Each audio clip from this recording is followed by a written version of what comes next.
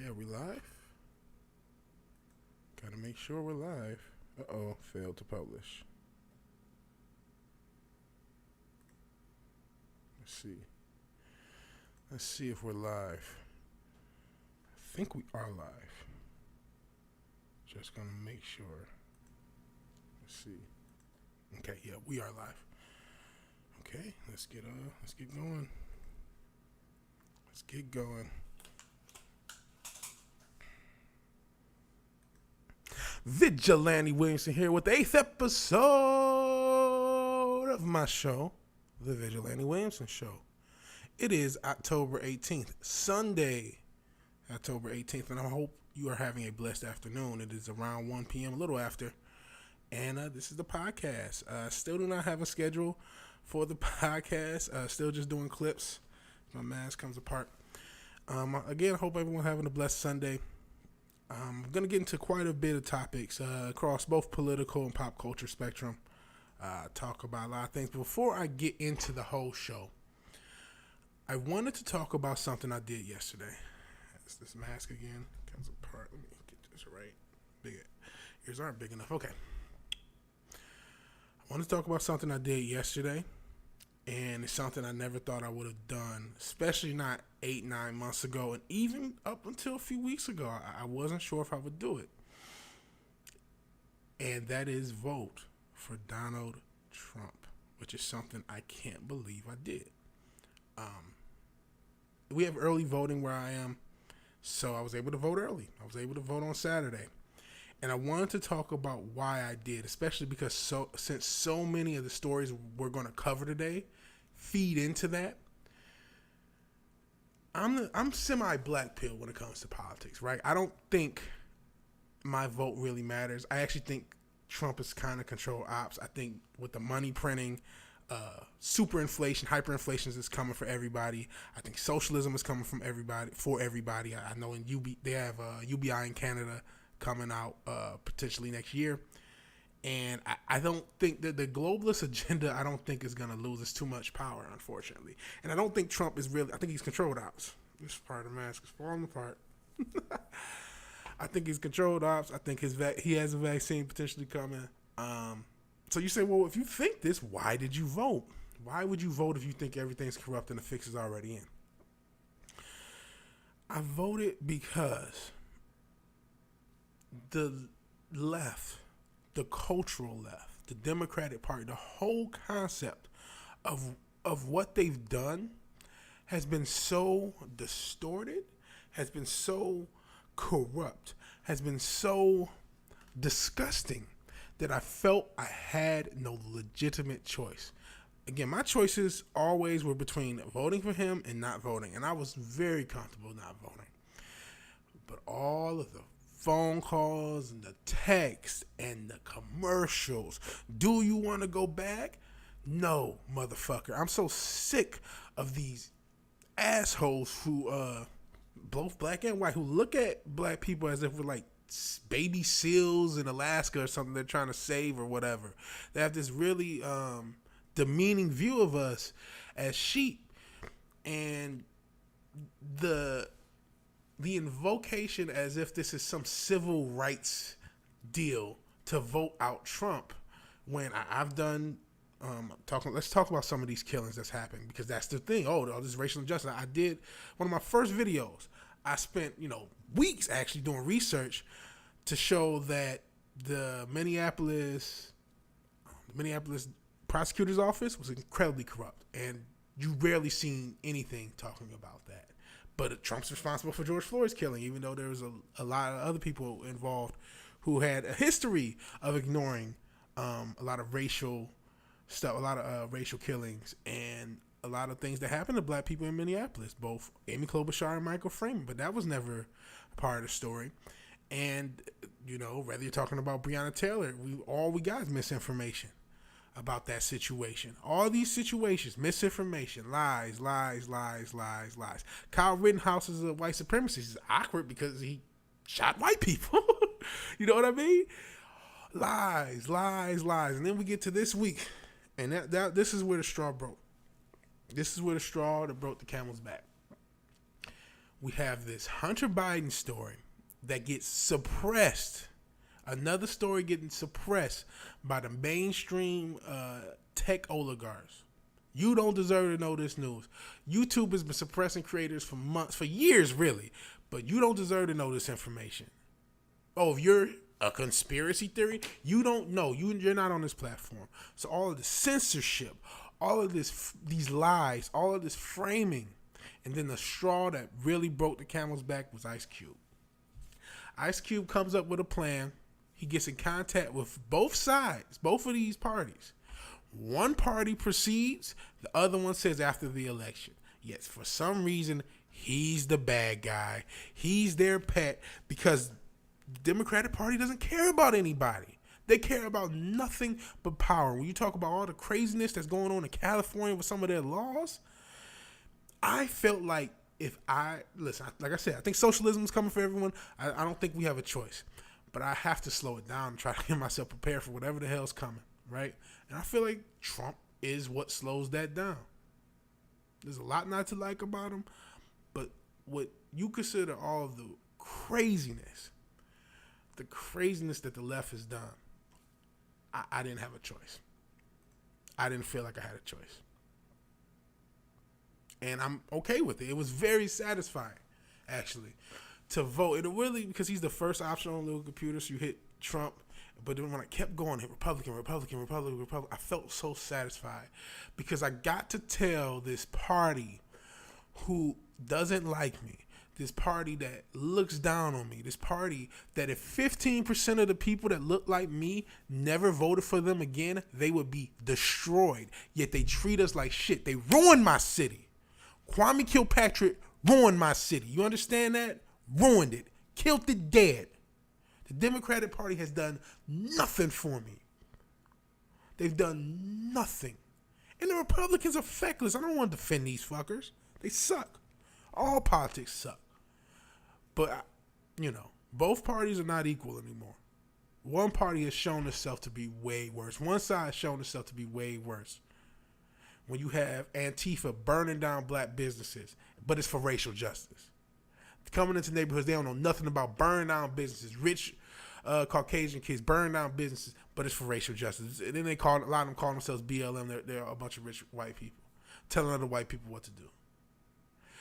Creating all these racial strawmans to create more division. I've seen more racism in the past 6 months than I've ever seen in my life. And I blame the left 100% for that. And I had to have a means of telling them fuck off. I had to have a means of expressing that anger, and the only thing I could do was vote. Do I think it's going to matter? No. I know I'm not to be super black pill. I don't think Trump is going to be reelected. Either Pelosi due to shenanigans, or I honestly think the normie, a lot of normies are going to vote for Biden because I think their plan to ruin the country, to burn down the country and blame it on Trump has worked in a lot of people's minds. Think about the coronavirus, right? They keep saying these 200,000 deaths, they're all on Trump, and they never bring up Cuomo in New York. He's telling people to wear masks. Why not put sick people into these nursing homes? Because that costs, no decision costs more deaths than that decision that Cuomo made. That we can quantifiably say his decision caused more deaths. And Whitmer did the same thing. I think a couple other governors did. But that's not the story. That's not what you do. You don't blame everybody. You don't give the proper blame to people on the left when they do something wrong. You cover for Pelosi, who does a bunch of garbage. You cover for the left. You cover for Biden. You keep covering for these motherfuckers. You have no idea what the Streisand effect is. You made me vote for Trump because I had no fucking choice. None. I'm tired of you motherfuckers. Truth is uncontrovertible. Panic may resent it, ignorance may deride it, malice may distort it, but in the end, there it is. And the truth is, no matter how much you suppress shit, no matter how much you censor shit, people see through you. You're afraid of us because we've seen your true face. You whores and politicians will look up and shout, "Save us," and we will look down and whisper, "No. Fuck you, MAGA, bitch." Never thought I would say MAGA. Okay, I'm done ranting, and this part of the mask is completely shit to bed, as you can see. I'm still trying, because I don't want the chin game to oh, I know who he is. So I guess I'm just gonna have to hide behind the pop screen. So let us get there. I know you're probably sick of seeing my face. Let's go on with the show. I just had to get that rant out of the way.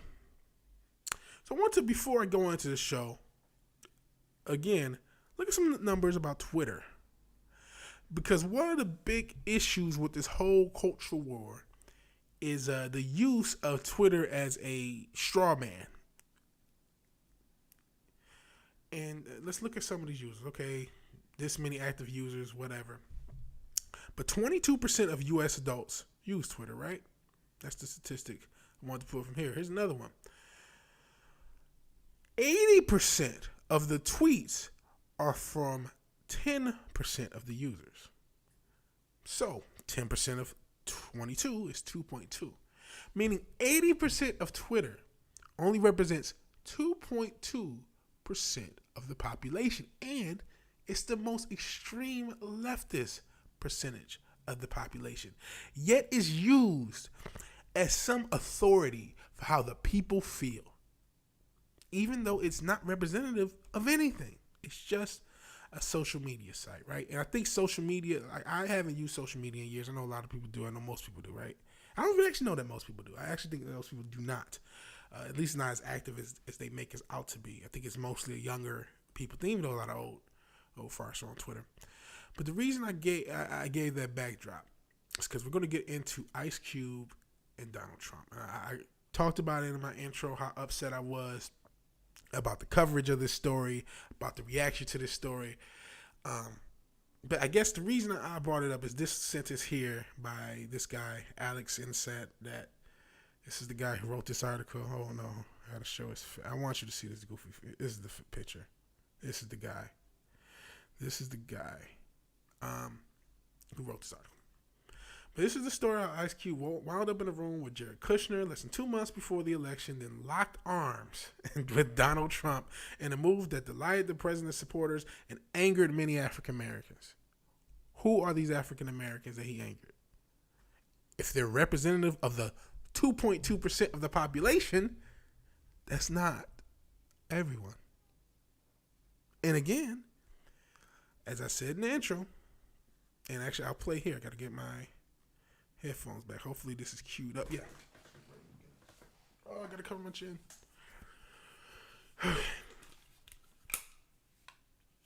You know, I know what's missing from my mask. My headband. Hold on. Cover my face. Part of my mask is missing. There we go. There we go. Now I'm like, something's just incomplete. Okay. So let's get these headphones on. Let's listen to Ice Cube speak for himself to Cuomo. Plan is not my plan. I came up with the contract with Black America, and I didn't run to go work with any campaign. Both campaigns contacted me. Both campaigns wanted to talk to me about the contract with Black America. One campaign said, "We love what you have, but let's really dig into it after the election." And one campaign said, "We love what you have. Do you mind talking to us about it?" And that's what I did. So that's the end of the story. What is the controversy? Why aren't you mad at the Biden campaign? Why aren't you mad at the Democrats for not talking with Ice Cube? This story should be Ice Cube works with both parties in a bipartisan effort for African Americans. That's what the story should be. But the Democrats bailed out on him. So it's his fault. Because everything should be about killing the orange man, getting rid of the orange man. It's ridiculous. It's absolutely ridiculous. This whole story about Ice Cube coming up, he came with the contract for Black America. Let's actually look at it. I actually have not read it. He came up with the contract for Black America. It's a whole comprehensive plan. Neo Reconstruction. He had a whole plan that Ice Cube came up with.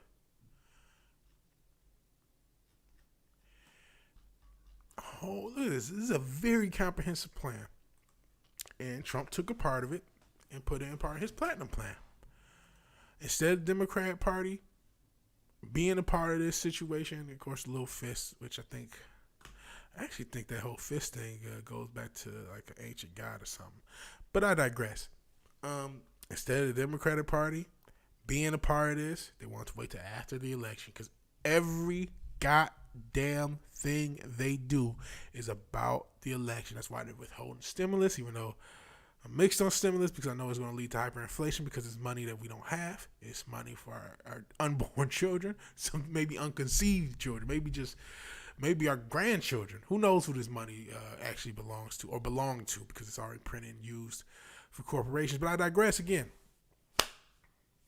Why is there no heat towards the Democratic Party for not listening or even coming together with Ice Cube? That's my only question. That's my only thing. I can go through let's go through some of the language in the story. Because as you can see, it's like, oh, he locked arms with Donald Trump. This report, by the way, that I'm reading, this political report, says nothing about what Ice Cube was talking about. Let me see. It uses this phrase I hate, seat at the table. We need a seat at the table? What table? What the fuck? Golly. Some of the straw men that get pushed by a lot of the like leftist crazies, like a seat, like the concept of a seat at the table. What table? This is the thing.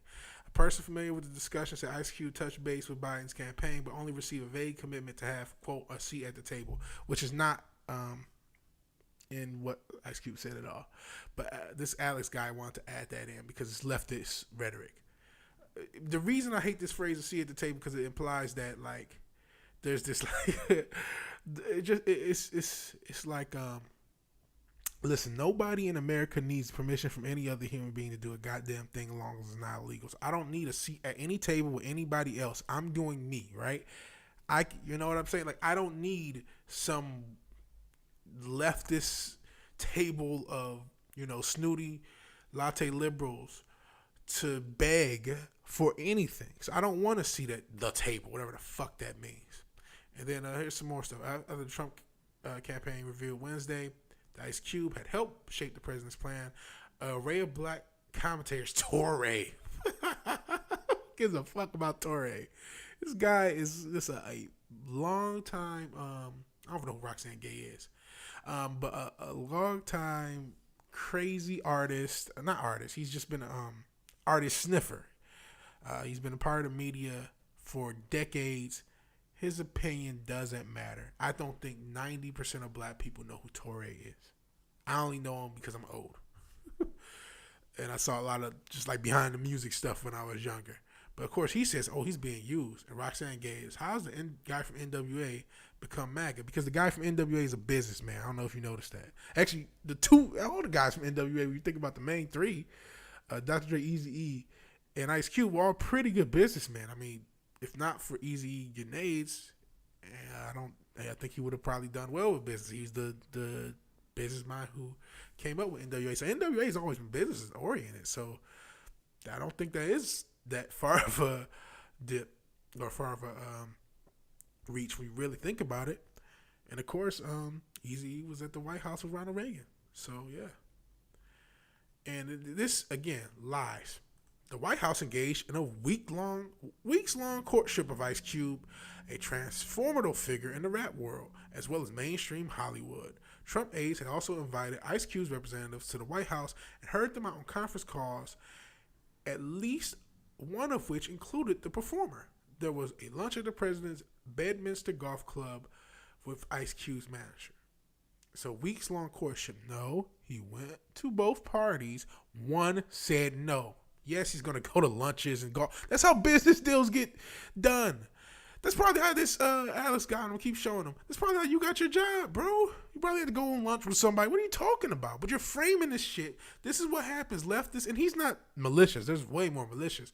But it's this intellectual framing of I don't know. Like whenever a minority, particularly a black man, has anything other than the crazy far left, um, these leftists all have to kind of shame him and intellectually shame him. And this guy's being really subversive about his riots. So I keep showing him, because we need to see who writes this type of dribble.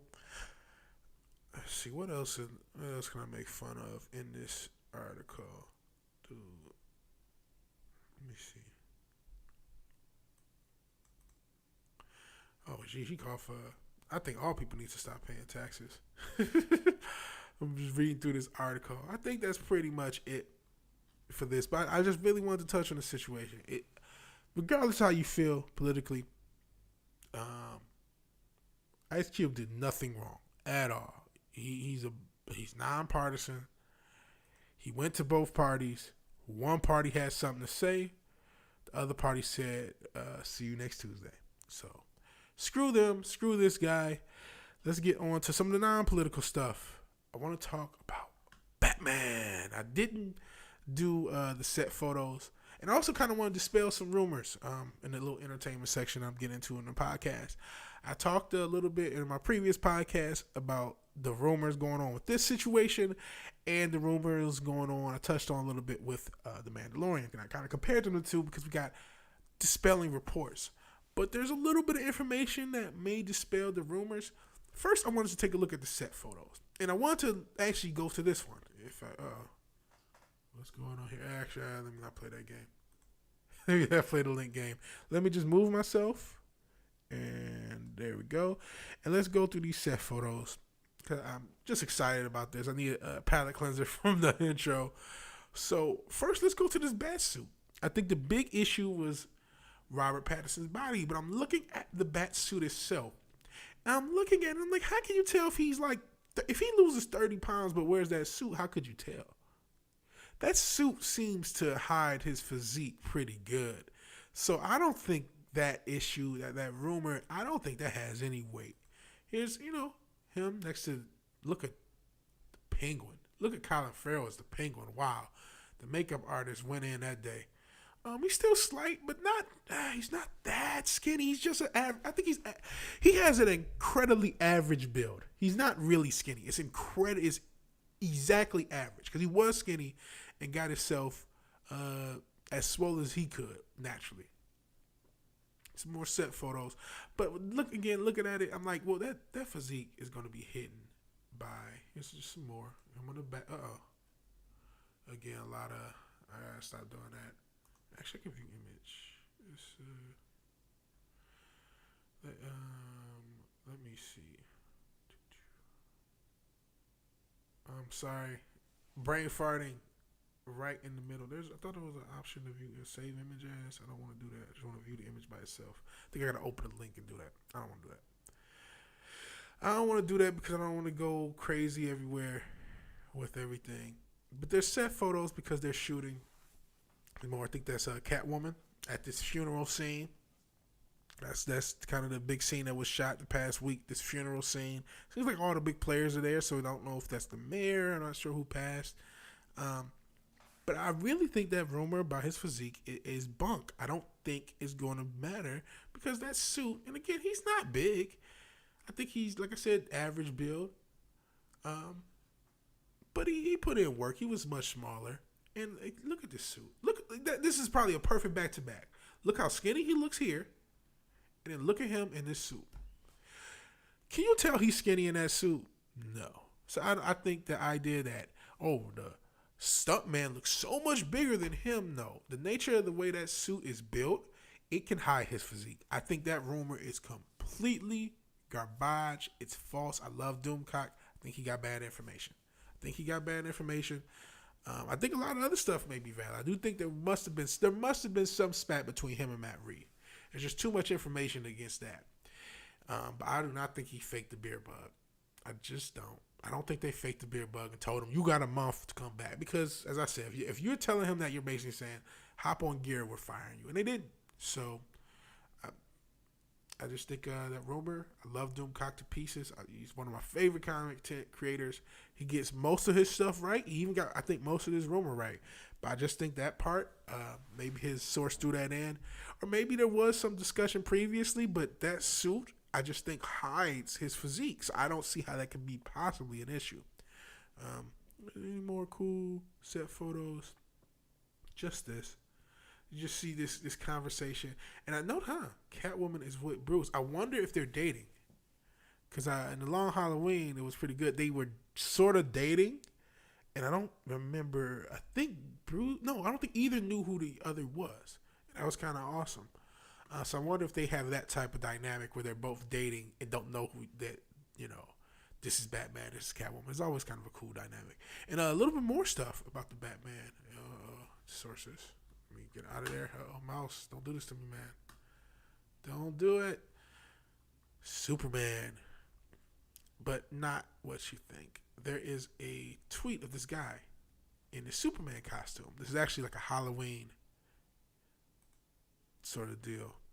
But yeah, this is from a Halloween party that's supposedly in a movie, but it's a guy in a Superman costume, meaning Superman must exist in this universe. So that's some excitement about this Reeves verse. That yes, one of my big thing was this going to be friendly for metahumans and friendly for people in DC, like the extended DC universe, extended comic book universe, and it looks like it will be.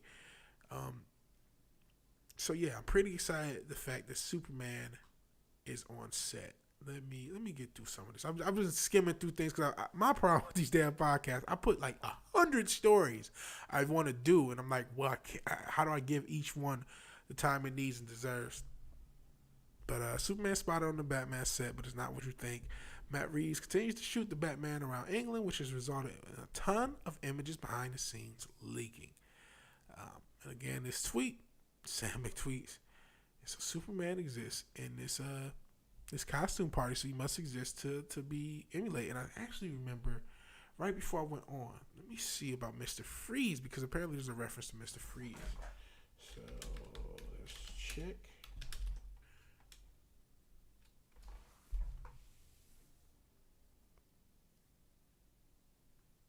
So it's an Easter egg. Okay, let's see what comicbook.com.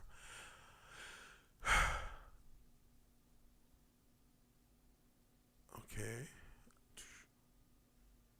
Let's see. A chilling Easter egg spotted on the Chicago set. This is a Chicago set of the Batman? I thought it was all in England.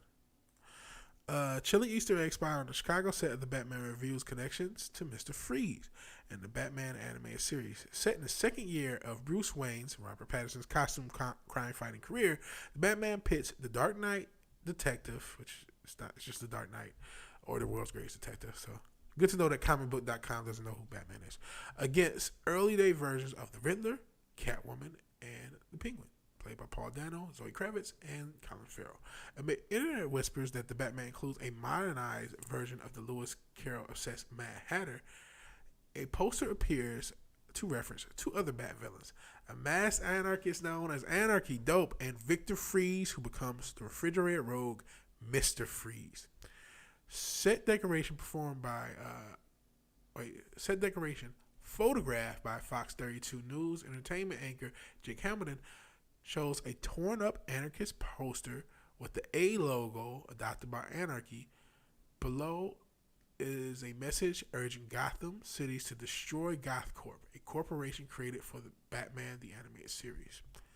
Let me see. Yeah, pretty dope. And it is the Flash logo. I didn't see that. That's pretty dope. So this is cool for me. Let me see. Oh, yeah, because GothCorp is the company that Mr. Freeze works for. So that's the reference to Mr. Freeze. I get it. They're the company. It was operated by cold-hearted CEO Ferris Boyle, who was responsible for the laboratory accident that leaves Freeze unable to survive outside of the freezing temperatures regulated in a specially designed cryo suit.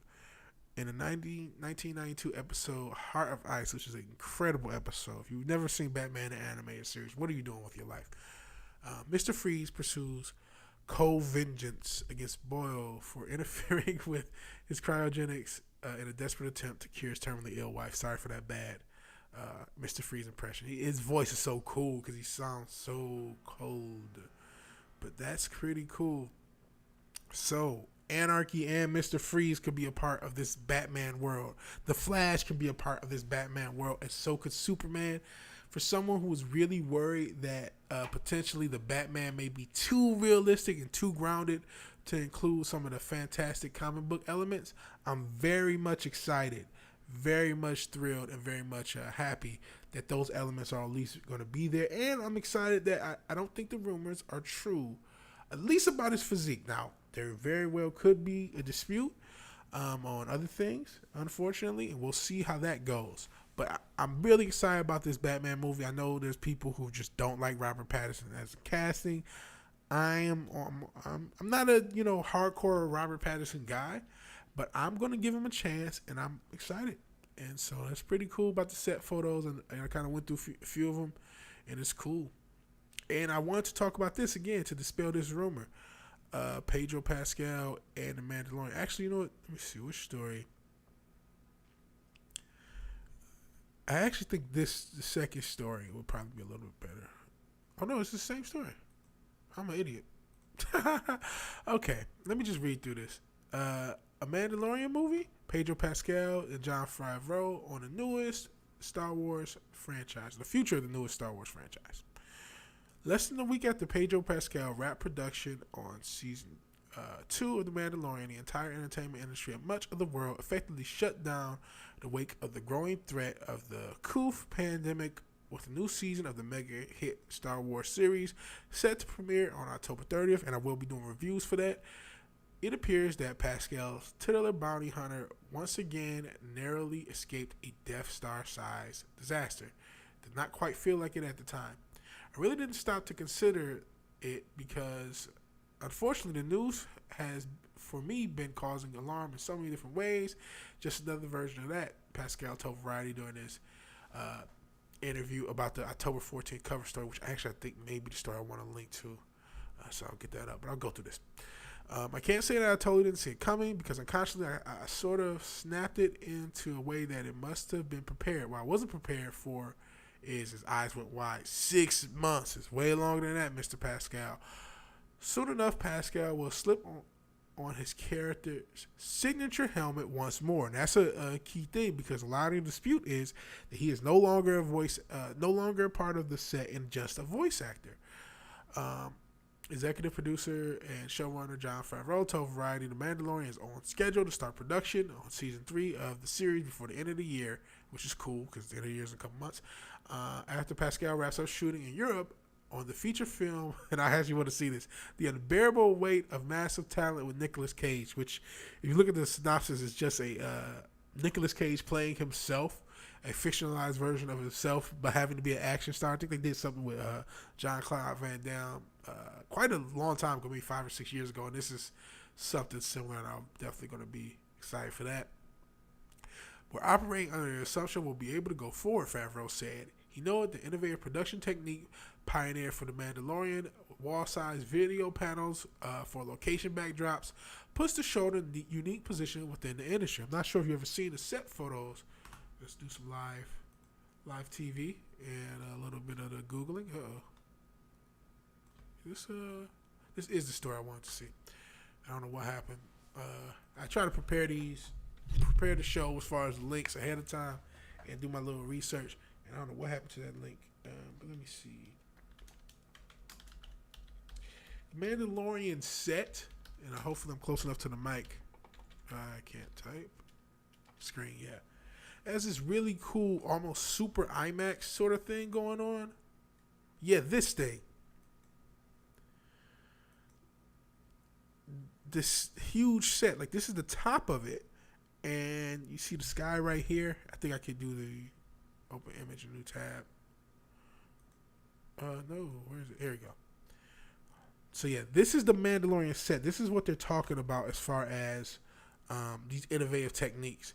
So they can change the background to whatever they want and change the set to whatever they want with this new screen. And this is kind of an innovative thing that they've come up with, and we'll see how this goes. But because of this, they can kind of shield themselves from a lot of issues with the COOF. And now that I got the right article, I want to talk about this. Okay, this is kind of a cute story about him as a kid. Let me see.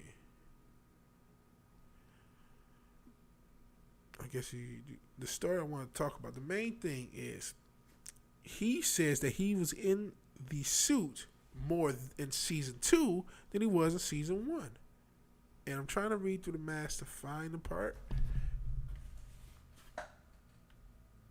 but I cannot. So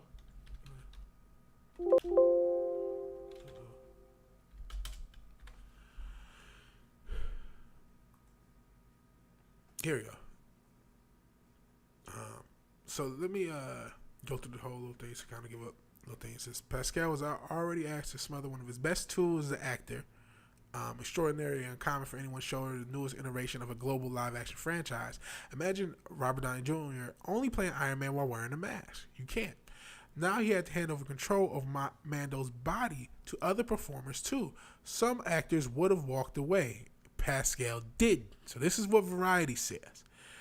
So this implies there was some issues with that situation, but again, like there's no perfect reporting.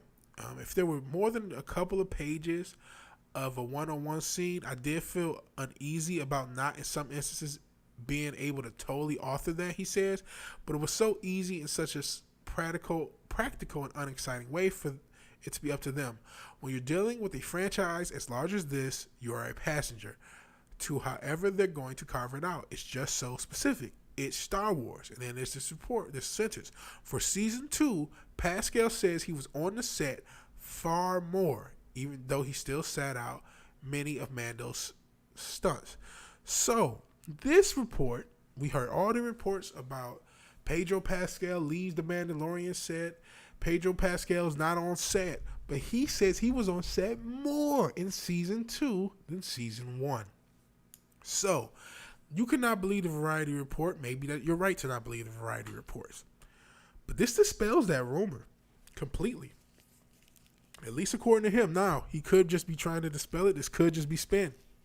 Sorry, it's my mask. Irritates my eyes, so I can't see it. I don't want to dox myself. Alrighty. Ugh. No doxing, no doxing, no doxing. Okay. So yeah, I think the Pedro Pascal rumors, who knows? Maybe he's just, this is spin, but this to me dispels it. This idea that I think with all these actors, you're gonna have, and people at work in general, people are gonna have disagreements and disputes. But I think a lot of stuff got overblown. I think it's just the internet age we live in.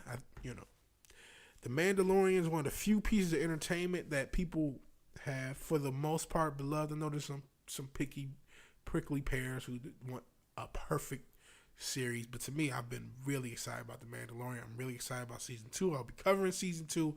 It's good to hear that there is some goodwill amongst the director and Pedro, and they, wherever they were months ago when whatever happened, they're in a good place now. Apparently Pedro Pascal was on set more this season than last. And that's good. I just want a good series. I hope it doesn't go woke. I think that's the fear. Anything that's new, please don't be woke. So yeah, I'm happy about the Mandalorian. We will see what goes on with that. So real quick, an update, and this is one of the trillion of reasons when I talk about the corruption of the left, why I voted for Orange Man. C-SPAN suspends Steve Scully indefinitely after he admits he lied about his Twitter being hacked. Scully was set to moderate the now canceled second presidential debate. Instead, they did town halls, but I actually did not watch the town halls. I'm done. Especially, I already voted. I don't have any. It's too late for me. But this story last week, Steve Scully said somebody hacked his Twitter to tweet, what was it? Should I listen to Donald Trump or something like that? I want to get the exact quote. Do they have it here? But The Wall Street Journal host who was slated. Let me just read the article and see what I can get.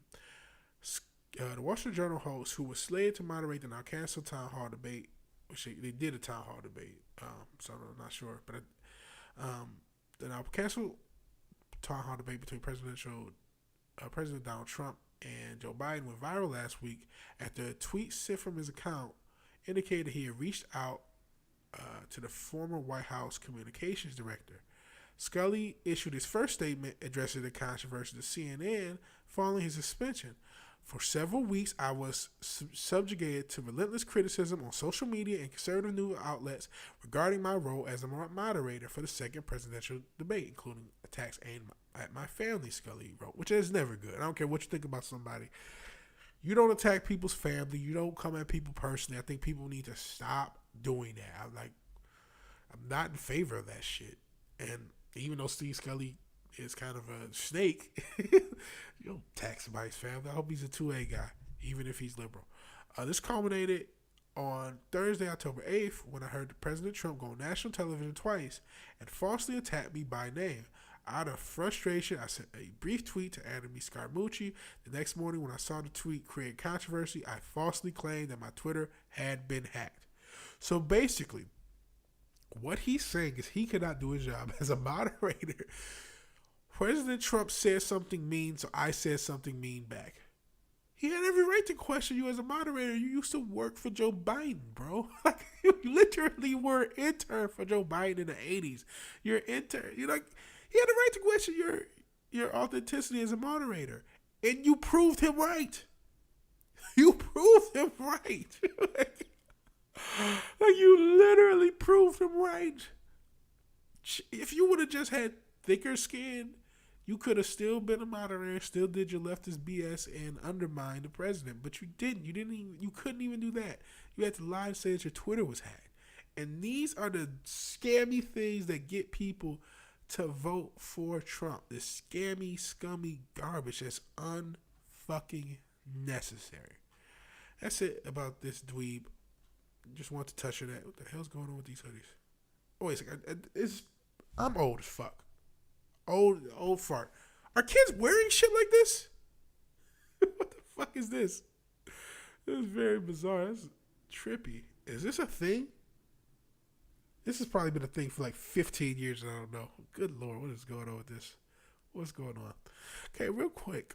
Another quick story. Which I'm mixed on. Michael B. Jordan to produce Static Shock movie. I've wanted a Static Shock movie for about a decade and a half. I like Michael B. Jordan as Killmonger, as Creed. I don't know how he'll be as a producer and as a exec. He may be great. He may be the Black Clint Eastwood as far as being able to transition to become a director. And actually, he's a producer in this case. But I'm a little nervous about wokeness. I'm a lot nervous about wokeness. It's actually sad. As a black man, it's cool to see black characters when they're good, not when they're tokenized, not when they're even though I like Miles Morales. He's the only kind of tokenized character I like. But not when they're cheesy, not when they're super woke, but when you just have a really good character, like a Blade that's black and that's interesting, and you have interesting stories. You know, the concept of representation isn't totally false. It's ridiculous to think I can't connect to someone just because they're not the same color as me. But I think people do want to see themselves in things, right? But not to the end-all extreme that the left will make you think. I say all that to say I'm worried about Static Shock being woke. And it's sad that in this day and age, when I see a black actor in something, I get nervous that it's going to be woke, that it's going to be crazy, that it's going to be cringe. I don't want another celebrity who thinks I'm scared of the police because they're the people who put money in their coffers tell them to say that. I don't want that. I don't want that from Static Shock. I just want a fun. Static Shock was a very fun show, extremely fun. It was a part of DCAU, and it was kind of the least serious section of the DCAU. And I want that fun. People want fun. People are craving fun so bad. Fun, simplicity. That's a lot of excitement about The Mandalorian. It's fun, simplicity. Let me get into the story. Again, I'm nervous about it, but I am sort of excited. I don't think Michael B. Jordan, I don't know what he's produced previously. And I just hope this is a good film. But Michael B. Jordan will produce Static Shock, a movie adaptation of the comic book unveiled by Reginald Hudlin during August DC Fandom. Jordan revealed Friday he will produce the pick through his Warner Brothers based Outlier Society banner. Static, aka Virgil Hawkins, was created by Milestone Media. Not and DC Comics. They were created only by Milestone Media, and Milestone Media was bought by DC Comics. Jeez, Variety. I just tried to use your fucking report by Pedro Pascal. It's, oh, this is great. And then you get shit wrong. But I digress. The character is a teen. Uh-oh. Oof. Oof. Oh, boy. Hold on. We're going to take a quick break to blow my nose.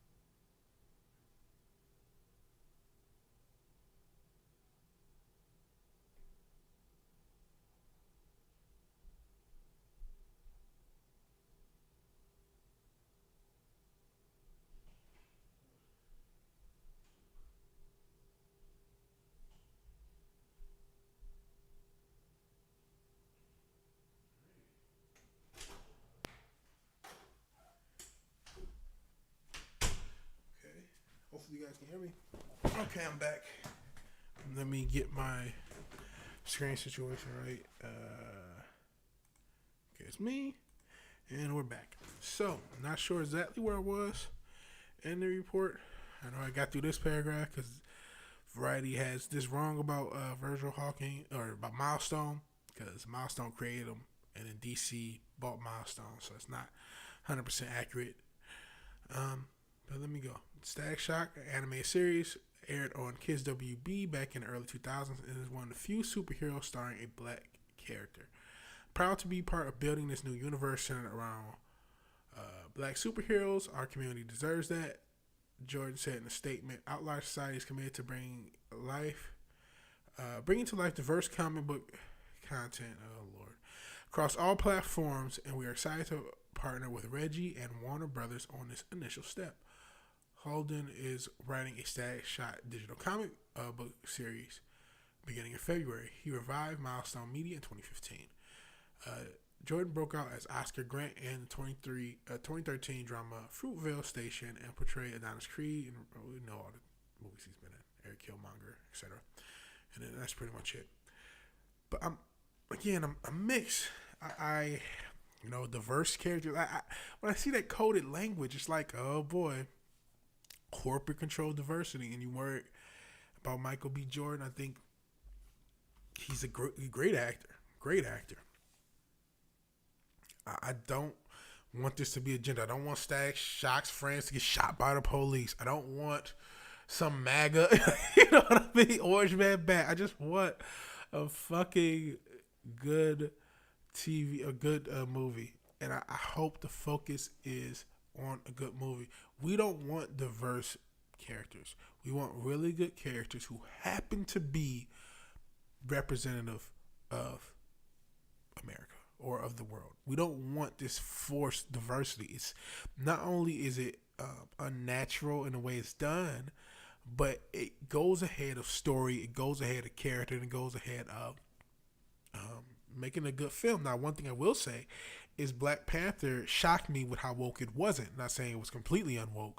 It was an ethno state, but I thought it would be way woker than that, and I was shocked. And I actually hated the marketing towards it because it made it this historically racist company at Disney is trying to make it like it's such a big event that they acknowledge us now.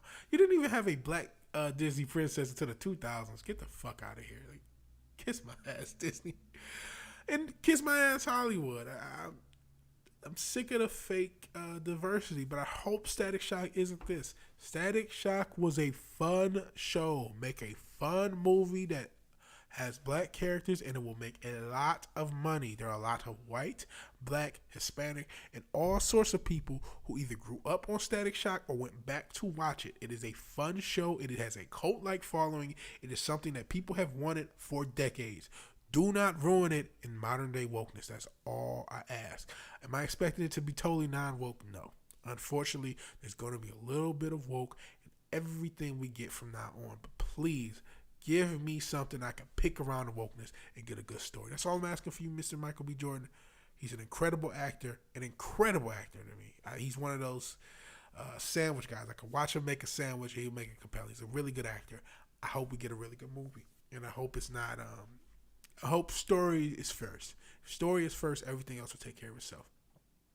Speaking of exciting movies, there is this disputed report. Oh no, that's a future, the next story. Slightly disputed report about Spider-Man 3. And I don't have the popcorn planet. Let me get it up now. This is what you can do. Because... oh, God, what the hell?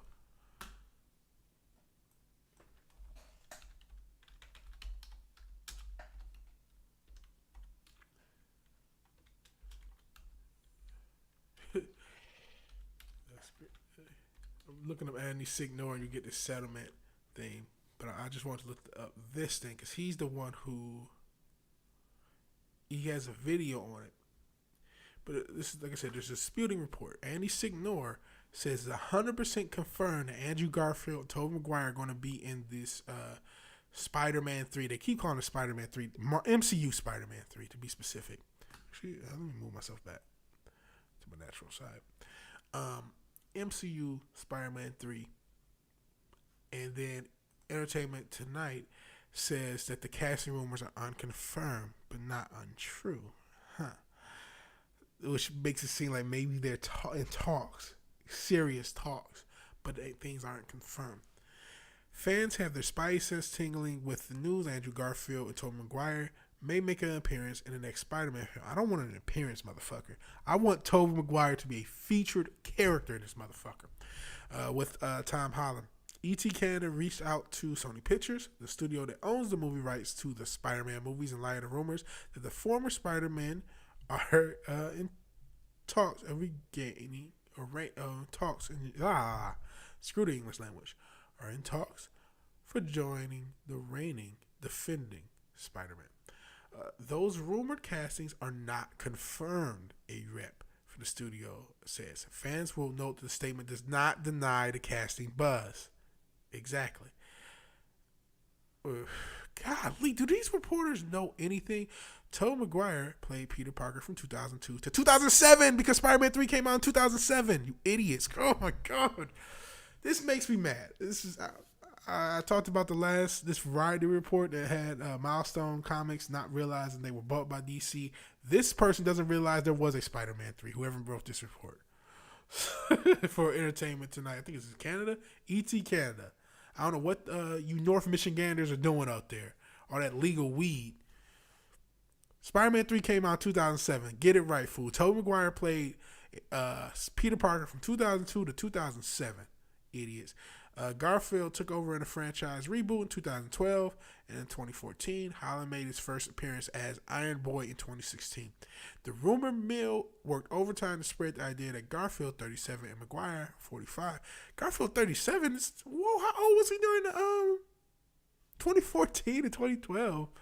8 years ago. He was almost 30 playing Kid Spider-Man? Jeez, man. Fuck. Oh, boy. Oh, this had the Popcorn Planet link. I didn't have to search for it. Uniting for Spider-Man. So having Uniting for Spider-Man 3, initially reported by Andy Signor on Popcorn Planet, it was previously reported that Jamie Foxx would be joining the cast to revive The Amazing Spider-Man 2 villain Electro, and Benedict Cumberbatch was signed on as Peter Parker's mentor because he needs another mentor because he's not a man. Doctor Strange, an upcoming sequel which will begin filming this month in Queens, New York. The film is currently slated for December 17, 2021. It's not coming out then. All the pushbacks. But Andy Signor, he reports that it's confirmed. I think it probably is confirmed. It may not be dotted line confirmed, but it's pretty much confirmed. This is what they're doing. Fun fact about Andy Signor, he is actually my introduction into the culture war. I never knew who he was.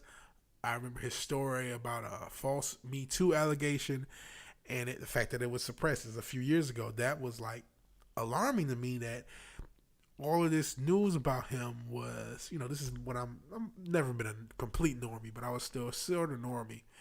But all this news that was pushed out, I didn't know who he was, but doing research, all this news was pushed out about these Me Too allegations.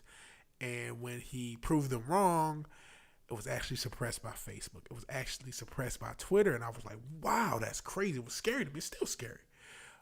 That free speech obstruction. But that was the first story that I had came across personally of this maliciousness in free speech and this political reporting that if it doesn't fit our politics, we're going to lie about it. As far as the tech companies go, I had never heard of it previously myself. I'm sure it had happened, but when that happened to Andy Signor, that was my introduction to the evil part of this culture war and the evil part of the distort information thing. But I digress. I think this is going to happen. I think we are going to get all three, and to kind of get a little bit of my thoughts about a Tobey Maguire return. I actually seen Neurotic say this, and I agree with it. Maybe do Spider-Man 4. If we're going to open up this Spiderverse, and similar to with the Batman thing, we want a Batman Beyond. If we're going to bring back these old actors, we're going to bring back Tobey Maguire. I don't want a one-off. I want a full Tobey Maguire movie. Because honestly, Tobey Maguire was still the best Spider-Man. And it's not really close. I know a lot of people like Tom Holland. I was really upset when they decided to make Spider-Man a teenager yet again. And my fears were confirmed by the way they treated the character. They still got it. On his third movie, he needs another mentor. His third movie. They've changed so much about the mythos of Spider-Man. It's just like, and the original Spider-Man movies changed a lot too, but it was like still within the spirit of what Spider-Man was. I have not liked the MCU Spider-Man at all. I don't want Tobey Maguire. I don't care about Andrew Garfield. I don't want Tobey Maguire to just be a cameo. I want him to be a part of the story, whatever the story is. But unfortunately, I think there's just too much going on for that to be the case. Please have this be a jumping off point for another Tobey Maguire movie or more Tobey Maguire Spider-Man. One of the things that I like about Spider-Man as a kid is that he aged and he was a teenager, then he got married, and I want him to grow. And unfortunately, with them constantly making him a teenager time and time again, and with this Tom Holland Spider-Man, we just haven't seen growth. We've just seen retreading of Spider-Man in a worse way. In this MCU way, it's just not been true to the character to me. It's been Iron Boy. I've called him DCAU Tim Drake as Spider-Man. That's what he feels like to me. He just doesn't feel like Spider-Man. He feels like a sidekick in his own movies. And unfortunately, he's going to be again, if not by Doctor Strange, by the other Spider-Man that are going to be in this film. And again, I want Tobey Maguire to be the focus. That's what I want. I want Tobey. I didn't like Tom Holland as Spider-Man. I still don't. I wanted Tobey Maguire to have a huge role in this, and I want a Tobey Maguire movie if we can get one. Just like I want a Batman Beyond movie, The Flash. They're doing Batman. They're going to have Ben Affleck as Batman, and they're going to have Michael Keaton. I even threw out maybe they'll even have, because it's taking off the Flashpoint, maybe he'll start off with Ben Affleck Batman and come back in time and get Robert Pattinson Batman. I think that would be kind of a cool linkage of the worlds to show that something got changed by the Flashpoint. And there is some consequences of the Flashpoint situation that would be kind of cool. I don't know if that's going to happen. I highly doubt it because I haven't heard about Robert Pattinson being in that movie. But they are going to have Bruce Wayne, the older Bruce Wayne, played by Michael Keaton. And I really, really, really want a spin-off movie from that. I don't want Michael Keaton to do this one-off cameo as Batman and never do it again. And I don't want Tobey Maguire to do this one-off cameo as Spider-Man and never do it again. I really hope they can get other movies and also get a lot of time in the movies they're doing cameos. And I really want both characters, both actors to play significant roles in their movies. All right, we're getting close to the end. I just realized I am a terrible host.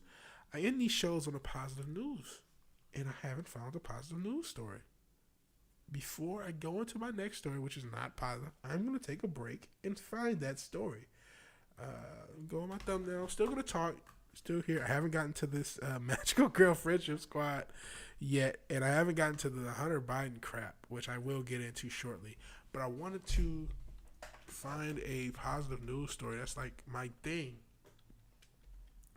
It's really important to me to end each story or end each podcast in a positive note because I cover a lot of stuff that makes me upset. Some stuff I get excited about. I talked about, Tobey Maguire. I'm very excited about that. We're done. This podcast is over because I have just been... What is going the fuck on here? Okay. I thought the podcast was over because looking positive news maybe got hacked. Oh my god, I don't know if I'll have positive news. I just went to one of the sites I usually go to and it was going to hell. Is this the same? I don't know what the fuck was that. That looks scary. Okay, we found the story. I found the story that's interesting that I'll close the show with. Make sure I don't find anyone better.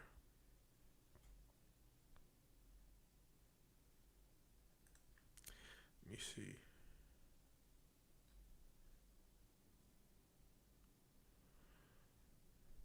Okay, this is like a good story.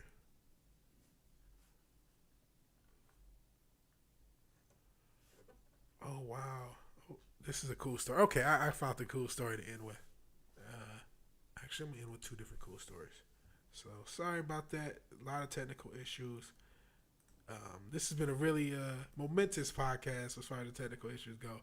Almost got hacked. Sneezed. Screwed up a bunch of stuff. That was very weird. You didn't see it because I had it off screen, but it was like I thought my computer was crashing and getting hacked. That was very weird.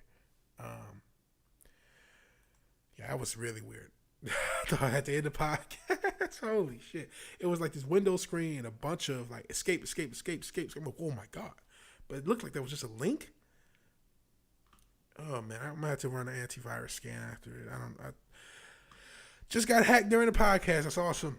Okay, so let's get into some of the shit that I don't want to talk about, but I feel like I have to because it's crazy.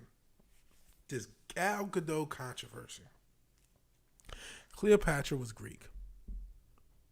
The end. The end. There's potential she had some black in her, but she would have been Mediterranean, which Gal Gadot is, of course, Israeli. And I don't get why this is a controversy. I genuinely do not get why this is a controversy. But maybe TRT World will let me know. It's not Gal Gadot's ethnicity that's the problem. You sure about that? Are you sure about that? Because I'm 99,000% sure it absolutely is Miss Nadine Saleh. Let me see who she is.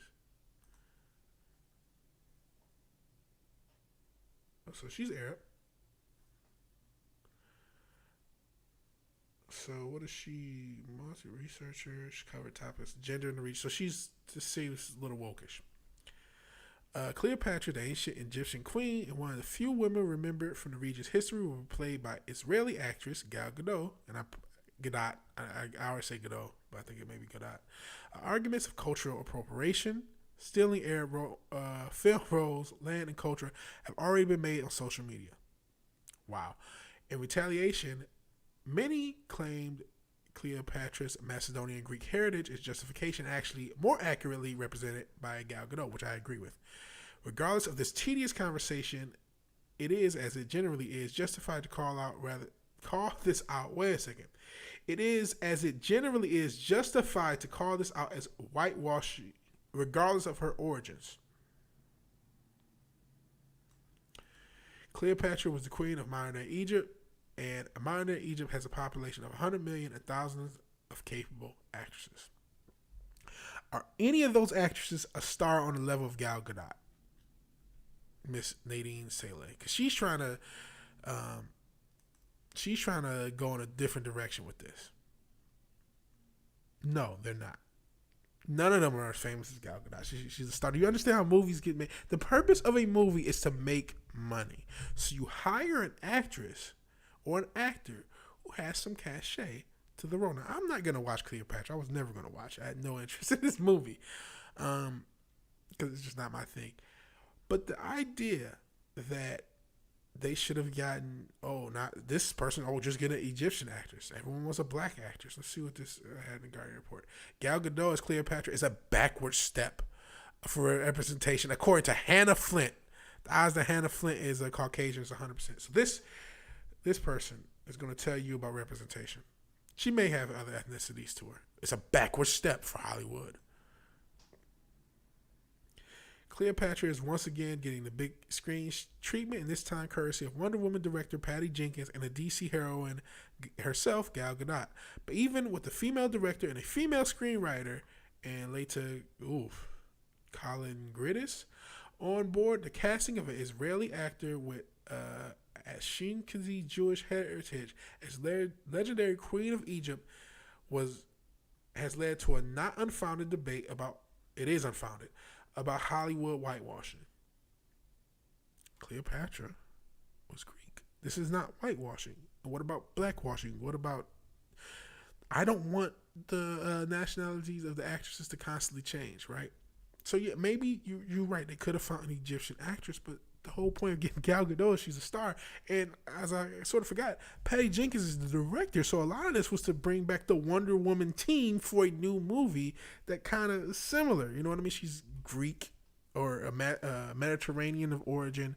As far as Wonder Woman and playing another Mediterranean character with the same director that you just did, it's kind of like a team sort of thing. All right, Gal Gadot and Patty Jenkins, here's another film for you guys. And they're kind of putting their partnership down, on a very small level. The Robert De Niro, oh my God, can I believe it? Martin Scorsese thing, where you have the same director, same actor in a bunch of movies. Tim Burton and Johnny Depp. Sometimes you have that director-actor chemistry, and they're trying to keep it going. So that has a lot to do with Gal Gadot's casting. But all of these factors are not being played in by these people who are these non-black people, non-Egyptian. The one lady was Arab, but these people who do not belong to the race that they want represented so bad, who are being critical. And again, as I said earlier, this controversy comes from Twitter. Twitter is 2.2% of the U.S. population. So this is a straw man. This whole thing. If you see a bunch of people on Twitter, I saw this one thing with this wall of anti-Semitic tweets towards Gal Gadot. Not just you shouldn't play this role. Legitimate anti-Semitism. Disgusting stuff, man. Real disgusting stuff. All from this 2.2%. It doesn't represent reality. It doesn't represent people. The media is making this a controversy. I don't give a fuck. I wasn't going to watch this movie anyway. Goodness gracious. In recent years, historians such as Heike Thur of the Austrian Academy of Sciences have questioned the long-held belief that Cleopatra was white. Scholars agree there's no doubt that Cleo was Macedonian Greek on her father's side, but potentially Persian or Syrian too. But because the ethnic origin of her mother remains unverified, it strengthens the idea that the Egyptian ruler was of mixed heritage, and she very well could have been. The mother of Cleopatra has been suggested to be from the family of the priest of Memphis. Betsy and Brian Alexander Baldy, professor of Egyptian art and archaeology at Johns Hopkins University, told Newsweek, if this were the case, Cleopatra could have then been at least 50% Egyptian origin. And she may have been. With that in mind, the criticism of Godot's casting is understandable. The film industry has had a long, frustrated habit of, I'm not going to use the term whitewashing, I'm just going to say race swapping, because race swapping in a lot of ways is a part of the history of Hollywood. And movies about Cleopatra, thanks to actors like Elizabeth Taylor, Hildegard Nell, Claudette Colbert, and Vivian Leigh, has cemented her Western appearance on screen. Godot in the role continues this trend, but it's not as clear-cut as that. This actor does tick the box for the, what the hell is this, MENA? Middle Eastern and North African representation. So she's not a Western choice as either Angelina Jolie or Lady Gaga would have been, who previously had been linked to the role. Good Lord, that would have been really terrible. But it still perpetuates a white standard of foreignness. Again, Hannah Flint is writing this article talking about how this is too white. What? This is Clown World. I wish I had the hose. I mean the nose. The doo-doo-doo-doo. Elizabeth Taylor is looking mighty thick back in the day. Mighty thick, I must say. See why she had so many damn husbands. But yeah, this whitewashing, like, okay. I did a video on Hawkman, that casting, and how it was crazy to me to change this character's race from black to white because of potential Egyptian thing, right? And potential, in that case, a lot of people got in my comments talking about the Kingdom of Kemet, which was a black kingdom in the area that we call Egypt. So in links to that, and even though the character Carter Hall is technically a reincarnation of him, and it's not actually that guy, so he doesn't have to be the same race as a reincarnation. And there was a lot of controversy, and I said, hey, I don't want characters to be black just to be black. I don't like race swapping. But I see why they did it, because they avoided this controversy by just making him black. Yeah, a few people got upset, but it wasn't nearly to the extent that this Gal Gadot as Cleopatra controversy has caused. I am lost. You're right. She may have been you can get a bunch of actors, but I think a lot of this was to get this Patty Jenkins Gal Gadot team together. Are there other actors? Could you have gotten black actors to play it? You could have. But who are you gonna get? Like somebody trash like Tessa Thompson who bombs every movie? You need if you're gonna make a Cleopatra film, it's gonna be expensive. You need a star. There are not that many stars left in Hollywood. Gal Gadot is one of them. You need a star. A star. A lot of this is coming from the standpoint that assumes that people are just going to watch the movie Cleopatra just because. And that because people are just going to watch it, you might as well put a the other article said put a actual Egyptian actress. Another article put a black actress. They didn't actually say that, but non-white actress, whatever. Even though she's again Israeli Jewish. But I kind of lost my point. Oh man, I just kind of lost my point mentally. I knew I was going to do this on air once. My real point is this: they're assuming that people are going to watch the movie regardless, and that you can just switch out the actors and then get people to watch this movie. And I think that's the same assumption you get for a lot of the race swapping. I didn't talk about the 5G future state DC thing, but they're race swapping and gender swapping and doing all these things with their characters.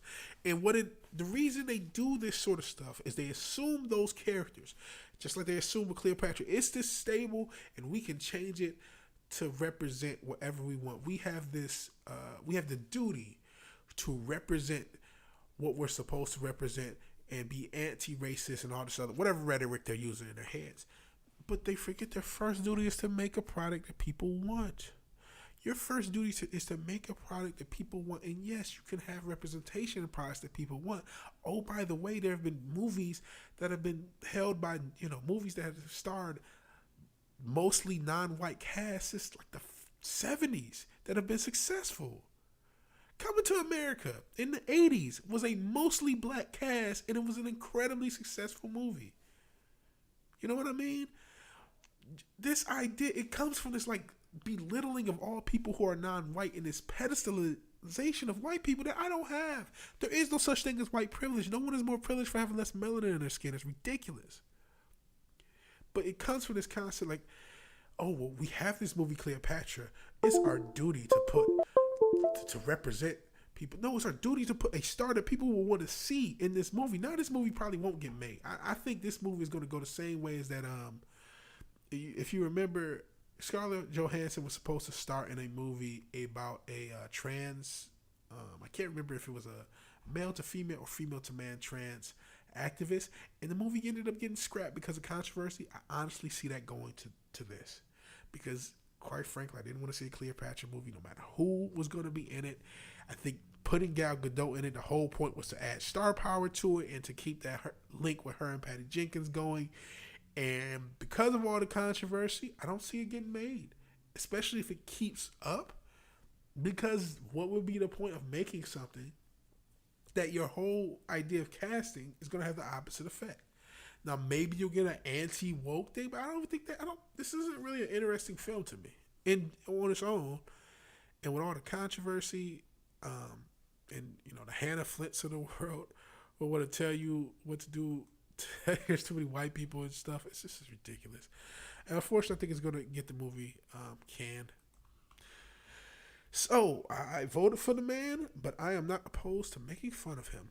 Donald Trump appears to earnestly share a satirical website's take on Twitter. This is kind of funny, just like it was kind of funny the TikTok trolled him that one time.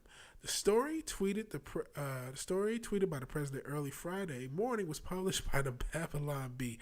To be fair to the Babylon Bee, reality has gotten so bad that it looks like the Babylon Bee. I read many a story on this podcast, and I've seen many a story that are real that look like Babylon Bee stories.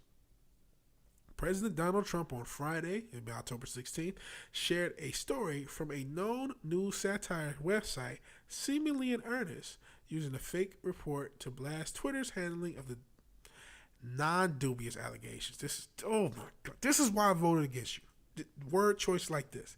This is why Mr. Quint 4G, that's why we gotta call out these fucking authors. This word is why I voted Trump. So I want you to know that, all you people who report like this, you got me to vote Trump, and I'm sure I'm not the only one. But these allegations against presidential nominee Joe Biden. The story tweeted by the president early Friday morning was published by the Babylon Bee, which bills itself as the world's best satire site. Unfortunately, it's become more reality. And it stated that Twitter has shut down its entire social network Thursday to stop the spread of negative news about Biden. Now, Twitter did shut down on Thursday. It did have its issues. And while this has never been done in history, this includes this really bad interview last night. Why is Twitter doing this? Bringing more attention to Sleepy Joe and Big T.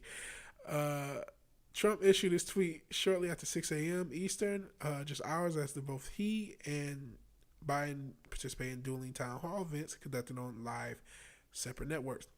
President message comes amid an effort by Twitter and other social media platforms to prevent the sharing of New York Post report about Biden and his son Hunter. No, it has not. It's drawn widespread lies. It's drawn widespread. This is the way they handle this report is why people why I personally I felt like I have to vote against these people. I definitely voted against the Democrats more than I actually voted for Trump. Twitter even temporarily locked the account, of course, and it's not election interference when they do it. Locked the account for Trump's re-election campaign on Thursday after it shared a video promoting allegations from the Post report. Golly, the Post report, as I'll show, actually has like documents and stuff. But even though Politico has to take jabs at that Post report, I think the real kind of funny thing is Trump genuinely believed this story about the Babylon Bee. And to be fair to the Babylon Bee, given everything else that happens, you can't really get mad at Trump. You can't really get mad at him for that story. It seems like it could be true, right? Because look at this.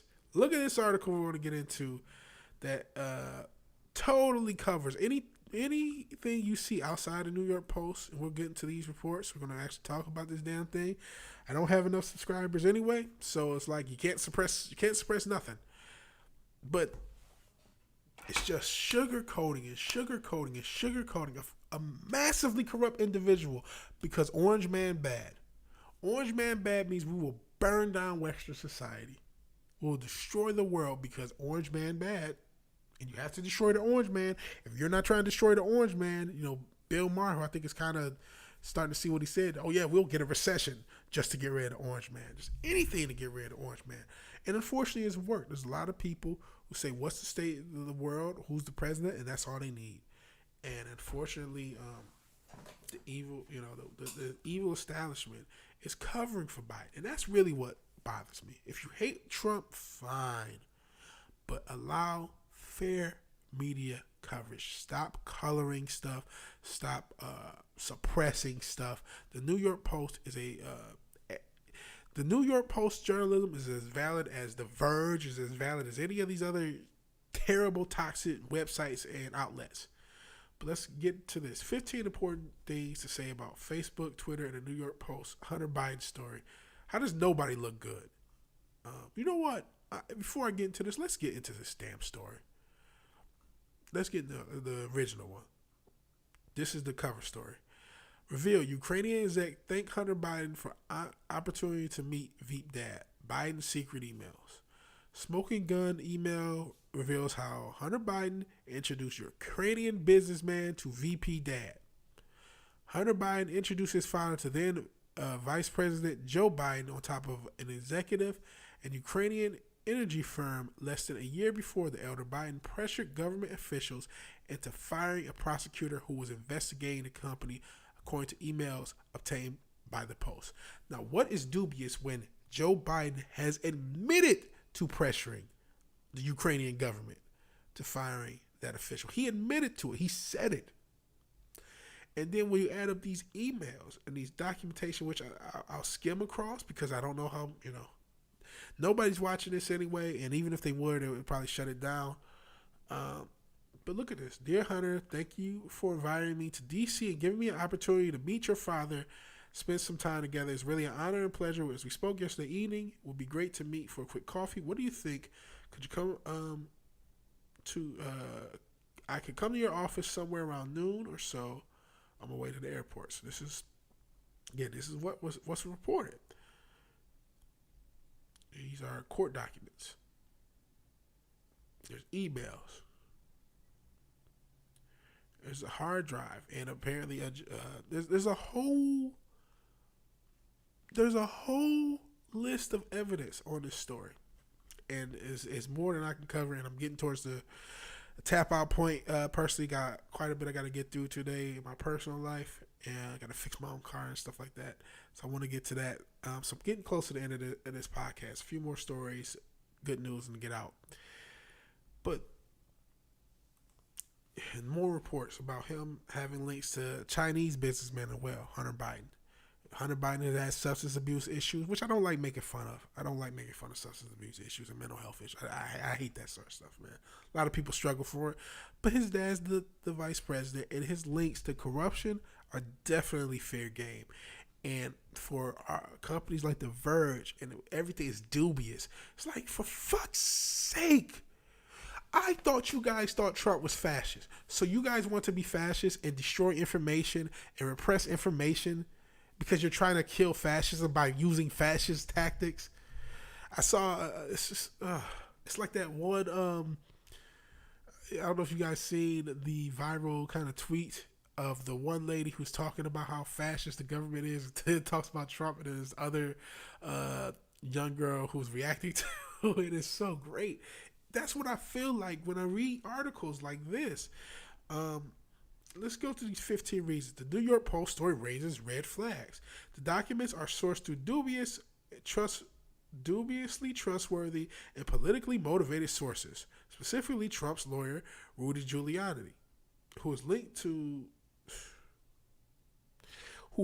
to something that has literally been debunked. While opposition research is nothing new or exclusive to Republicans, it's possible that the alleged Biden emails were doctored or obtained in a way less innocuous than a lost laptop or leaked with the explicit goal of foreign interference of a U.S. election. So wait. This is the only valid point. It's possible the alleged, well, not really valid, but only point that will have any weight. It's possible that the alleged Biden emails were doctored. Technically, it's true. It is possible. And if that was the case, you're right. Then this story would have raised red flags. But if it's obtained in a way that's, who cares how they're obtained? If they're fucking true, they're fucking true. If you have a lot of evidence that goes to them being doctored, please present it. Mainstream media. If you really think these emails were doctored, present your evidence towards it. Please do. Because, censoring everything doesn't make it look good. I'm just letting you know that. Number 2, Russian operatives use social media and leaks from Democratic sources to interfere with the presidential election in 2016 on Donald Trump's behalf.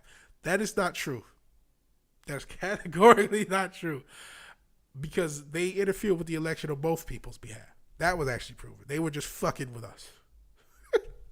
That is what got proved. But whatever. Also, a lot of the links were likely exposed by Russian state-sponsored hackers. No. A lot of those email links were by a Clinton aide that mysteriously got robbed right after those leaks. That's who leaked it. He had no links to Russia. But fuck that. Bad reporting. 3, Facebook, Twitter has a troubling amount of power over online speech. This I agree with. Both platforms could logically ban huge swaths of influential, highly respected investigative journalists under their policies. Now, this is the only thing that makes sense in this article so far. It's unclear how Facebook fact-checkers are supposed to verify a story based on private documents obtained by single news outlets and hacked documents like sources from Chelsea Manning and Edward Snowden, who form the basis of award-winning illustrious publications. So at least they understand, at least in this sentence, in this point, why this is pretty dangerous, even though they lied previously. I guess Twitter and Facebook had the First Amendment on their side. Social media platforms almost certainly have the legal right to ban this story. I'm not a lawyer. I actually do not know that. And I don't think this person's a lawyer, so I don't think they know that either. But of course, they're a propagator. Propagator. So they have to lie. Or even the entirety of the New York Post. And it's not because of Section 230 Communications Decency Act, a perpetual tech policy punching bag for Republicans and Democrats alike. First Amendment generally protects websites the right to avoid hosting speech they don't like, barring special cases like an antitrust allegation that doesn't make sense here. This sentence, Senator Josh Hawley has argued that banning an anti-Biden story counts as election interference, but that's quite a stretch. Let's go right back a couple points. The Russian operative used social media links, to leak. Read this. Russian operatives use social media and leaks from Democratic sources to interfere with the presidential election in 2016. But when you ban this anti-Biden story, it's not election interference. Who's this idiot? Who wrote this shit? Adi Robertson? Who are you? Adi Robertson. Uh-oh. So this is the person that wrote this. Trash. Pure trash. You literally say a couple paragraphs that social media was used to interfere on the 2016 election. But then when someone says banning an anti-Biden story on social media is election interference, it's a stretch. Please explain this. Please, Adi Robertson. Please. I don't get it. I'm lost. I'm lost into your logic, which it doesn't seem there. And you know what I will say about this fourth point? I actually agree with it, unfortunately, because Twitter and Facebook are private companies. So they have the right to be assholes and ban whatever they want. If I have a website and I delete something from it, it's my website. I got the right to delete something from it. And that's just one of the unfortunate things. But I do think it could be considered if you're going to consider this crap that has already been disproven about the Russian stuff, because actually there was proof that they were bots just spamming everything. But if you're going to say that social media was used to interfere with the election in 2016, you can't have it both ways. That makes no sense to me. Number 5, legality is not the only standard at play, which I agree with, because it says non-governmental corporate policy has plenty of tangible effects on people's lives. And for many users, social media is basically the internet. So from here on out, we're not talking about whether Facebook or Twitter can restrict the access of the posts, access to articles like the posts, but rather doing so is good for users, journalists, democracy, and the network themselves. So this person is all over the place, because this I agree with. Maybe I shouldn't be too hard on this person, because I know they just got, here's 4,000, 4,000 words on Joe Biden, go. And this is what they come up with. So it's going to be all over the place, but it's like this person sort of understands the controversy about this, but then has to do this leftist spin on everything. It's a very all over the place article. Facebook's limit seems like an extremely fuzzy application of its anti-misinformation policies. Now we're getting some more stuff I agree with. The platform routinely downranks false information, but if it appears to have preemptively reduced the post article reach before fact-checking. While it said the article would be subject to its third party's fact check, it didn't have a fact-checking label attached to this article's publication. So this point is actually conceding the fact that Facebook banned this point. Twitter's decision is at least more clearly explained. The site has rules against publishing hacked information. It's used these rules to ban links before, and copying personal files from a laptop without permission, if that's indeed how they attain, arguably falls under them. But Twitter has allowed doxing, so that's bullshit. Twitter later elaborated on its decision, saying in the post story included personal and private information like emails, addresses, and phone numbers, which violate our rules. No, well, you don't always enforce those rules because people have been doxed on Twitter plenty. So whatever. We don't know how the ban will practically. Okay, this is just a moot point. Let's see what else is in this, because I'm getting tired. People have tried to build alternatives. So this is just more fluff, because this person who wrote this article had a word count thing that they had to put on. But as you can see, and I'll be fair, I was kind of mean to this person, Addie, whatever her name, Robertson is, because she contradicted herself in point 2 and 4. But she tried to be fair to all points. I think this person, in all fairness, got obligation from her editor or whoever it is. Hey, we want this many words on this story, and this is what she came up with. The whole Hunter Biden situation is a mess. The fact that it's being repressed is a mess. It's disgusting, and how it affects the campaigns. Again, between that and the Ice Cube thing, that was the straw that broke the camel's back to say, you know what? I have to tell you people to fuck off. Even if it's voting for the goddamn orange man, who I do not like, despite what you may think about my coverage. I am not a fan of the orange man, but I try to be fair to people. I try to be fair in everything I cover. And if I get too far on the right, please correct me. I'm a centrist. I'm a center-right dude. Got Thomas Sowell. Oh shit, my bookmark just fell out. So who knows where I am in the book? But economic facts and fallacies. More. I haven't gotten to all these books. I'm only just reading that, and I just lost my spot. Intellectuals Erased, Thomas Sowell, and another one. Charter Schools and Their Enemies. This is the newest book, and I got a lot of reading to get through. Like I said, I'm still in economic facts and fallacies, and so that's where I'm a economically conservative person. I would have said socially liberal, but a lot of those battles have already been won as far as a lot of social liberalism. And I want to be fair to everything. And the way they treated this report, these reports on the New York Post had about the Bidens, it's just disgusting. And I hope and pray that I am wrong, because I am not predicting a Trump win. I think I'm one of a few people who have that. I'm not predicting a Trump win. At least a few people who consider themselves somewhat in a conservative space who has that outlook. I'm predicting either a Biden win or a Pelosi fuckery. Because I just don't think they'll give it up, and I think they've gone through so much lengths for corruption. Like, why stop now? And this just shows that corruption, it keeps showing its face. And it's very, very disgusting. So let's get into really the last story. I want to talk about this Magical Girl Friendship Squad. Oh boy, I don't even know where to start, because there's not really much on it. Like, I was trying to look for reviews. There's only one user review. Of course, the few critics that reviewed it love it, but there's not even that many critical reviews. Let me see. Let me refresh to see if there's any more reviews. Okay, there's a little bit more audience, I think. Okay, a few more audience. Though I admit this only lasts 15 minutes, there's enough humor in those minutes to last a lifetime.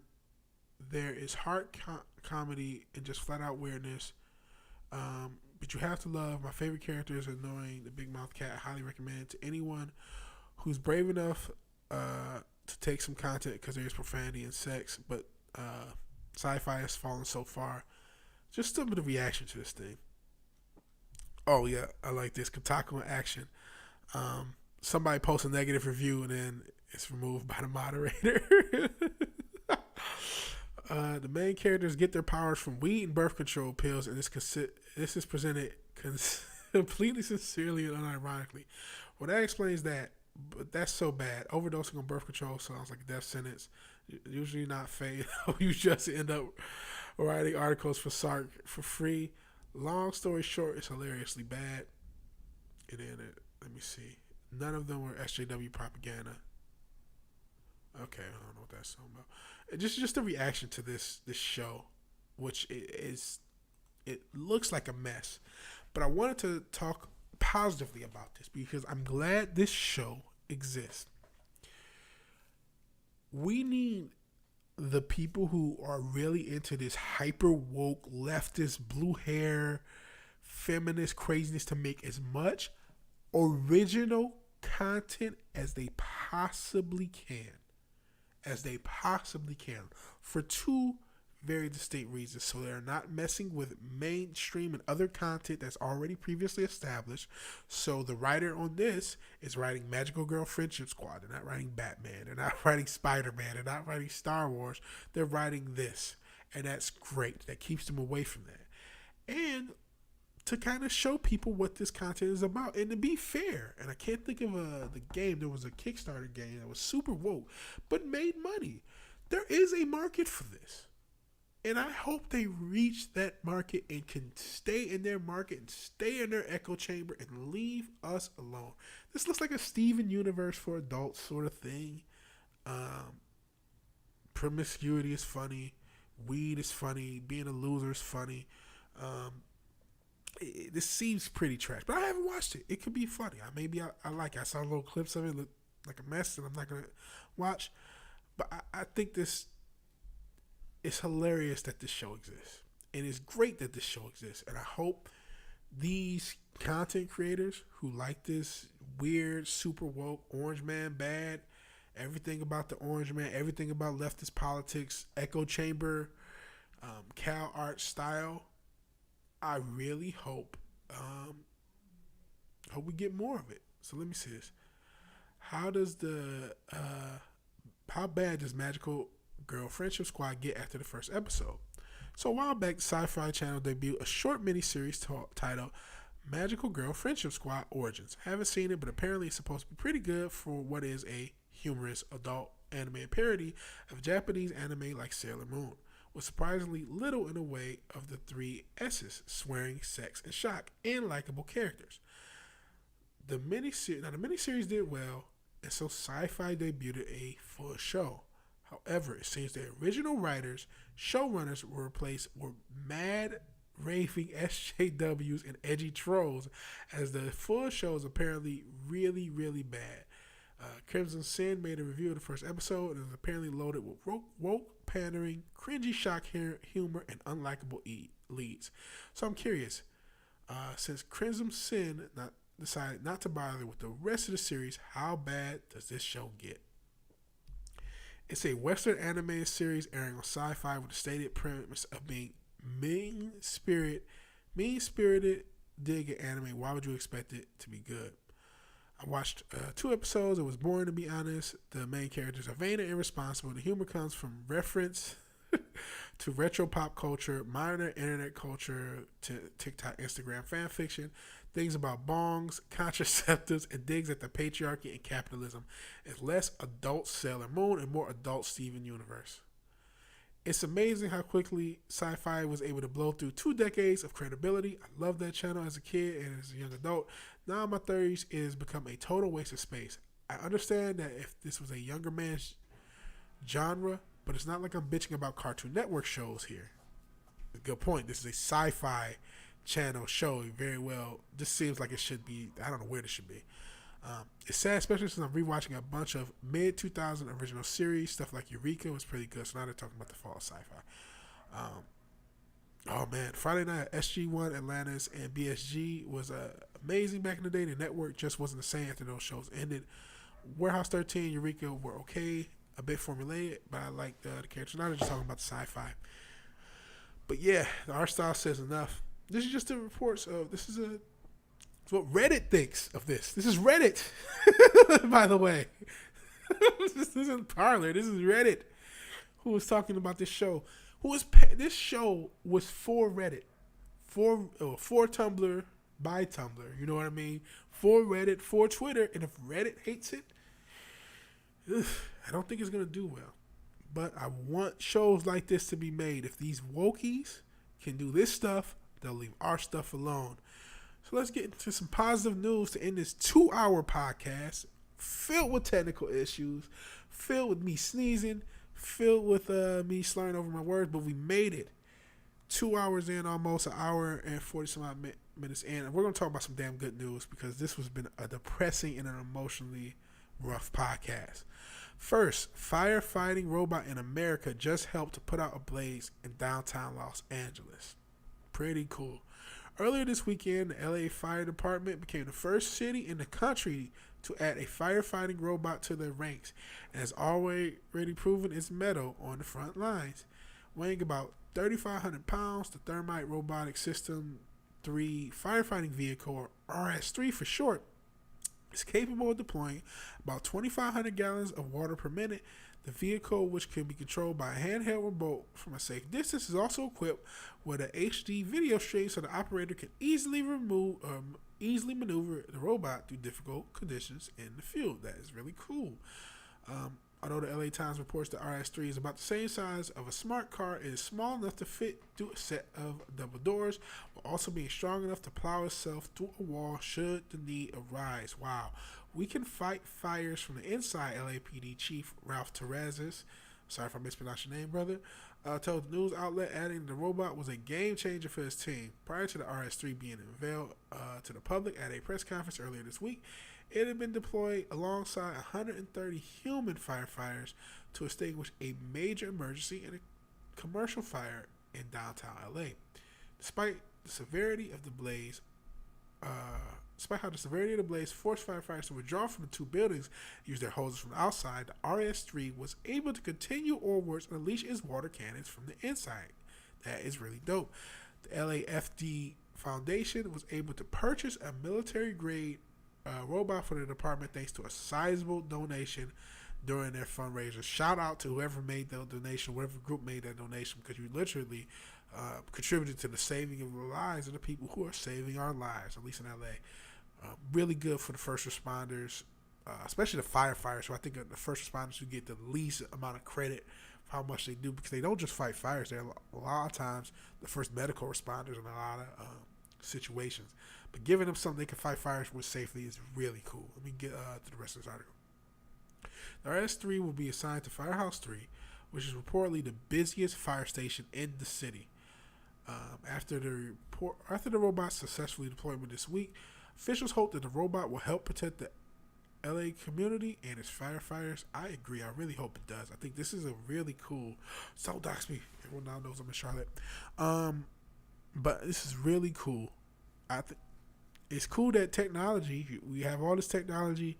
It's used for usually garbage, but this is something cool. This is a robot. It's going to save lives. It's going to help fight fires. It's going to be able to do things that humans can't. It's going to keep humans out of harm's way who are trying to help people, and that's always a good thing. Speaking of helping people, the last story of the day, and this is really cool. Customers jump to help run a restaurant when a chef is left alone after a staff emergency. Beautiful to witness. It's a popular restaurant in Huntly, New Zealand. It was packed with customers last Friday night when suddenly a staff family emergency resulted in the chef being the only one left to serve hungry patrons. When Emily Pui arrived at Thai Food Huntly, she saw tables were filled with people and were lined up waiting to pay or pick up their takeout food. She realized the cook was alone because he was busy cooking. He couldn't take orders or collect money. Suddenly, a lady who was waiting to pay grabbed some paper and started waiting tables. One customer then jumped in to do the dishes. Luckily, someone in a neighboring shop offered their help as well. With permission of the chef, the worker from next door ran the tills to make sure everyone paid. It was such a beautiful thing, Emily told the New Zealand Herald. The term customer service took on a whole new meaning, an example of humanity at its finest. Emily wrote on Facebook, "We can easily feel the sense of community around the place. Frowns turned to smiles, grumpy waiting turned to patiently waiting. What an awesome place to live in." That's an awesome story. That's a very heartwarming story. They don't have masks in New Zealand? Living in freedom. That freedom. Their neighbors next door don't got that. But that's a good story. We talked about a lot of contentiousness. I got contentious. I talked about a lot of stuff, but it's good to remember people just help people. That the natural inclination of human nature isn't actually wickedness. It is kindness, right? We can go through all these stories, all these negative stories, but somebody made a good enough donation to the fire department of LA, even though they're trying to fund the police, trying to fund the first responders. Some patron or some group was able to make a sizable donation. Now they can save lives without endangering their own. People, this family emergency, I hope whoever, the staff who had to leave, I hope everything's okay with them and their family. But now the chef is left by himself. Patrons, people next door, they come to help the chef. This is beautiful. This is humanity. This is why I like ending my podcast on a positive note, because we have to remember that we are one race. We are one species. We have different cultures. We have different cultures that should be honored. We don't all have to necessarily come together in this false way, but we naturally already are together. It's really more the point. We naturally, this is different nationalities involved. They just didn't care. They said, "Oh man, this person's alone. Let's help out." People got their food.